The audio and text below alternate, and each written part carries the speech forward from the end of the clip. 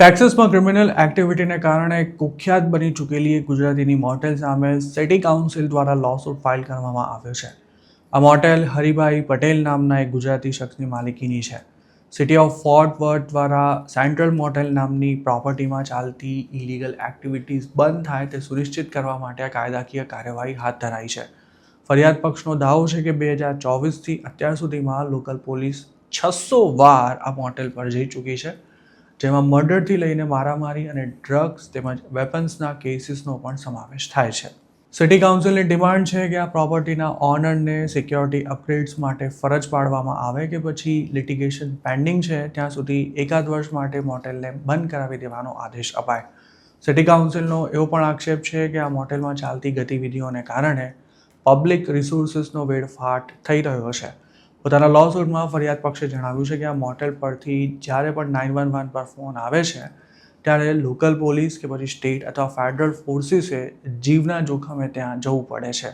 Fort વર્થના police chief એડી ગાર્સિયાએ આ અંગે જણાવ્યું હતું કે 2025માં આ મોટેલમાં એક શખ્સનું મર્ડર થઈ ગયું હતું અને તે જ વખતે પ્રોપર્ટીમાં આગ લગાડવાનો પણ પ્રયાસ કરવામાં આવ્યો હતો.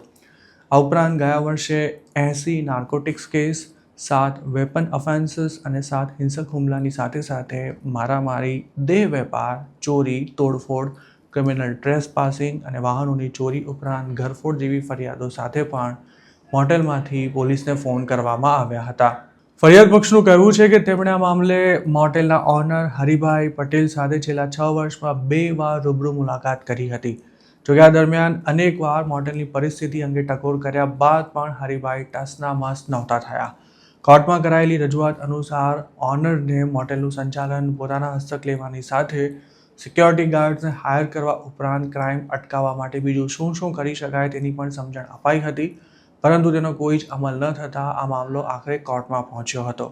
સિટી એટર્ની બેન્જામિન સેમ્પર્ટનું આ અંગે એવું કહેવું હતું કે અમારે આ મામલો કોર્ટમાં લઈ જ નહોતો જવો, પણ મોટેલના ઓનરે સહકાર ન આપતા હવે કોઈ ઓપ્શન નથી રહ્યો.